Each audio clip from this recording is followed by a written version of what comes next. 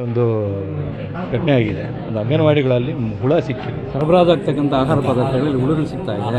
ಆಮೇಲೆ ಕಡಿಮೆ weightage ಪ್ಯಾಕೆಟ್ಗಳಲ್ಲಿ ಗುಣಮಟ್ಟದ ಕೊಡಬೇಕು ಮಕ್ಕಳಿಗೆ ಅಲ್ವಾ ಸರ್. ನೀವೇ ವಿಸಿಟ್ ಕೊಟ್ಟು ಕೆಲವರು ವೇಟ್ ಮಾಡಿಸಿ 100 ಗ್ರಾಮ್ 200 ಗ್ರಾಮ್ ಕಡಿಮೆ ಬರುತ್ತೆ ಪ್ಯಾಕೆಟ್. ಇದು ಈಗಿಂದ ಯಾವುದೇ ಕಾರಣಕ್ಕೂ ಕಡಿಮೆ ಬರಬಾರ್ದು.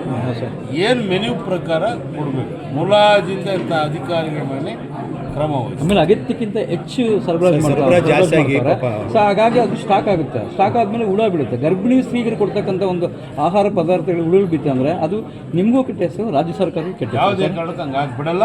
ಹಂಗೇನಾಯ್ತರೆ ನಾನು ಎನ್ಕ್ವೈರಿ ಮಾಡಕ್ಕೆ ಇದಂತೆ ಪಾಪ ಅವ್ರಿಗೆ ಈಗ ಜಾಸ್ತಿ ಆಗಿರೋದ್ರಿಂದ ಹುಳ ಬಿದ್ದರೆ ಹೊಣೆ ಅವ್ರಿಗೆ ಬರುತ್ತೆ. ಆದರೆ ಆ ಟೈಮ್ ಯೂಟಿಲೈಸ್ ಮಾಡಬೇಕು. ಈ ತಿಂಗಳ ಮುಂದಿನ ತಿಂಗಳಿಗೆ ಸ್ಟಾಕ್ ಇಟ್ಕೊಡ್ರಿ. ಇಲ್ಲ ಅವ್ರೇನು ಹೇಳ್ತಾರೆ ಹೆವಿ ಹೆವಿ ತಂದು ಹಾಕೋಗ್ತಾರೆ ಸರ್. ನಾವೇನು ಹೇಳಕ್ಕೆ ಹೋದ್ರೆ ನಮ್ಮ ಮೇಲೆ ಇದು ಮಾಡ್ತಾರೆ ಅಂತ ಅಲ್ಲಿ ಕಾರ್ಯಕರ್ತರು ರಿಯಾಲಿಟಿ ಚೆಕ್ ಇಲ್ಲ ಅವ್ರು ಹೇಳಿರೋದು ಅವ್ರಿಗೆ ತೊಂದರೆ ಆಗ್ತೈತೆ ಬೇಡಿಕೆಗಿಂತ ಹೆಚ್ಚು ಹೆಚ್ಚು. ಹಾಗಾಗಿ ಸಮಸ್ಯೆ ಅವ್ರಿಗೂ ಇದೆ ಪಾಪ. ಚೆನ್ನಾಗಿ ಡೆವಲಪ್ಮೆಂಟ್ ಮಾಡಿದ್ದಾರೆ. ರಾಜೇಶ್ ಇನ್ನೊಂದು 2-3 ವರ್ಷ ಅವಕಾಶ ಸಿಕ್ಕಿದ್ರೆ ನಮ್ಮ ನಗರದಲ್ಲಿ ಬದಲಾವಣೆ ಮಾಡ್ತೀವಿ.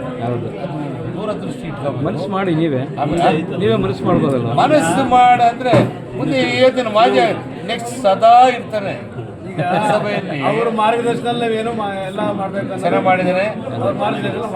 ಒಳ್ಳೆ ಮಾಡಿದ್ದೀವಿ. ಬಡ್ಜೆಟ್ ಕೊಟ್ಟಿದ್ದಾನೆ. 30 ಲಕ್ಷ ಇನ್ನೂ ಸೇವ್ ಮಾಡಿದ್ದಾರೆ ನೆಕ್ಸ್ಟ್ ಬರೋರಿಗೆ ಇರಲಿ. ಆಮೇಲೆ ಶಾರ್ಟ್ ಪೀಡಲ್ಲಿ ಚೆನ್ನಾಗಿ ಆಫೀಸ್ ಪುರಸಭೆ ಕಾರ್ಯಾಲಯನ ಮಾಡಿದ್ದಾರೆ.